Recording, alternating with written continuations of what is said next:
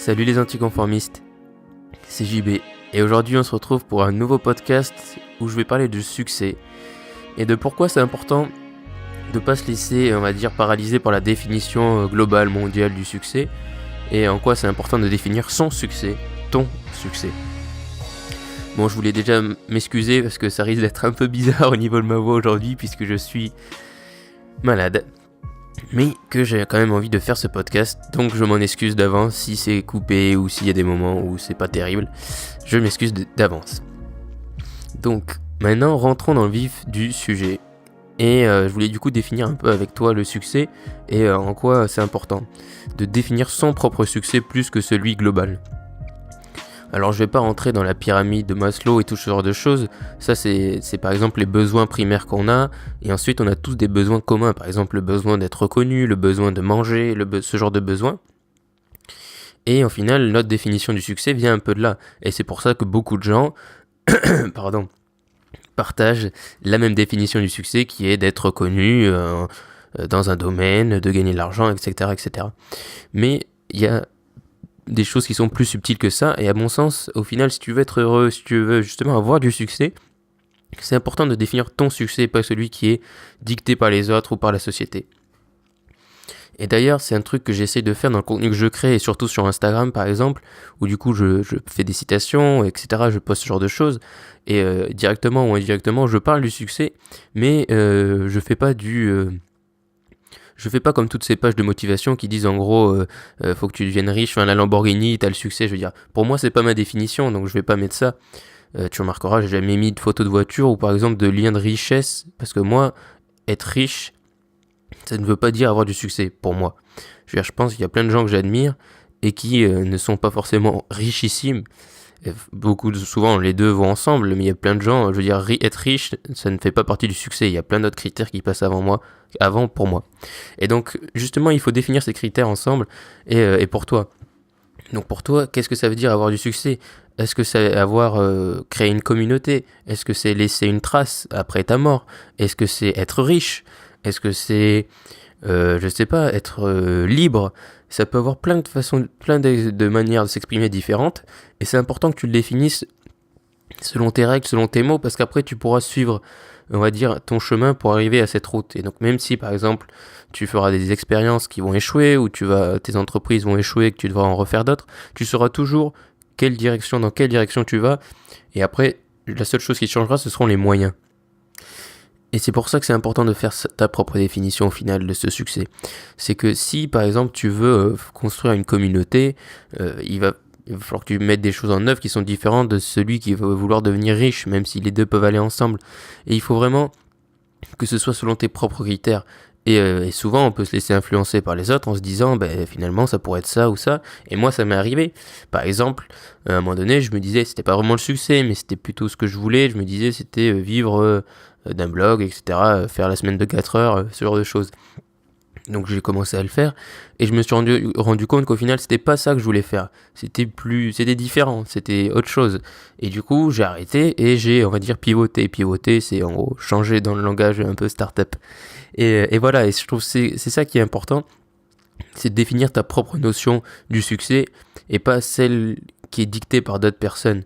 Et il y a autant de notions du succès qu'il y a de personnes. Et c'est ce qui est difficile d'ailleurs, c'est d'assumer ensuite cette notion du succès. Par exemple, si pour toi le succès c'est gagner 1 000 € par mois et voyager à travers le monde, il y a plein de gens qui comprendront pas. Parce qu'il y a plein de gens pour qui avoir réussi et avoir du succès, c'est avoir une maison, une voiture, un CDI ou ce genre de choses. Donc cette notion globale, elle peut être très compliquée à assumer ensuite, ta notion du succès, mais il faut l'assumer parce qu'au fond de toi, tu sais que c'est ça. Et si tu sais que c'est ça, au fond de toi, désolé, et dans ce cas, tout ira mieux et tout sera plus simple. Parce que quand tu l'auras atteint, le succès, tu pourras l'assumer pleinement. Alors bien sûr que des fois, quand t'es riche et que t'as construit quelque chose que tout le monde voit, forcément que là, c'est pas très compliqué de l'assumer puisque tout le monde le sait.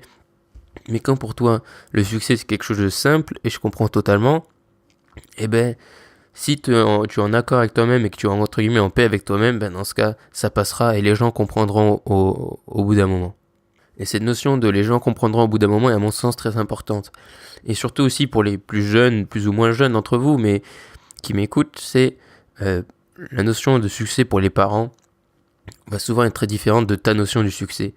Et si j'ai un conseil à te donner en lien pour avoir une bonne relation avec tes parents, parce que peut-être que tu as envie de faire quelque chose que eux veulent pas que tu fasses, et souvent c'est en gros moi je veux faire ça et toi et eux veulent que tu continues tes études par exemple, c'est dis-toi qu'il vaut mieux que tu te fâches avec eux entre guillemets en faisant vraiment ce qui compte pour toi maintenant, mais qu'après tu n'aies aucun regret le reste de ta vie et que du coup plus tard ils comprendront que tu as fait ce que tu aimais, que au final ça a marché, etc. Que tu les écoutes et que dans 10, 20, 30 ans, tu regrettes de les avoir écoutés et que du coup tu as une rancœur envers eux. Et là ce serait terrible parce que tu auras une rancœur et du coup quand ils partiront, tu seras rancunier et tu diras si je les avais pas écoutés, j'aurais fait ce que j'aimais. Alors qu'il vaut mieux se brouiller avec eux pendant 1 an, 6 mois ou que même sur le moment ils comprennent pas, mais qu'ensuite ils comprennent sur le long terme et que du coup vous soyez en paix aussi dans votre relation, que respecter leur vision du succès parce que c'est la leur et tu as la tienne. Donc respecte ta vision du succès et respecte-toi. Parce qu'au final, c'est ça, c'est se respecter, respecter sa propre volonté. Et c'est comme ça que tu seras vraiment heureux, que tu seras vraiment épanoui. C'est en respectant ta vision du succès. Donc ce que je t'invite à faire, et je donne pas souvent des conseils très pratiques à la fin de mes podcasts, mais c'est de prendre un bout de papier et de te dire, de t'imaginer dans la situation qui pour toi, vraiment pour toi, il faut essayer de se couper de toutes les influences extérieures qui pour toi représenterait le plus le succès. Ton succès, donc ça peut être plein de choses, mais genre en 3-4 lignes, si je vais faire du très classique pour que ce soit visuel, mais c'est si pour toi c'est être riche et avoir une île, voilà, c'est personnel, tu peux le mettre ça. Si pour toi c'est gagner un peu d'argent, juste avoir assez d'argent pour manger et puis ensuite c'est voyager dans le monde, c'est une vision du succès.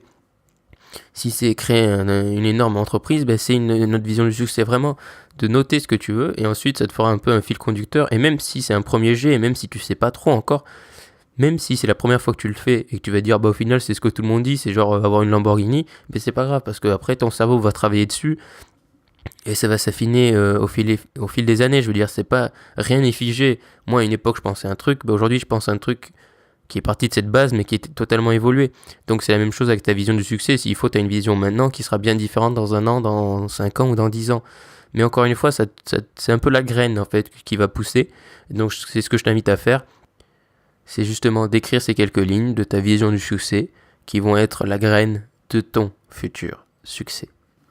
Je te remercie d'avoir écouté cet épisode. N'hésite pas à me suivre sur Instagram @jbcastellan. J'y suis présent tous les jours et c'est mon réseau social préféré. Donc tu manques vraiment des choses si tu ne me suis pas dessus. Je te dis à bientôt pour un nouveau podcast et surtout, reste optimiste.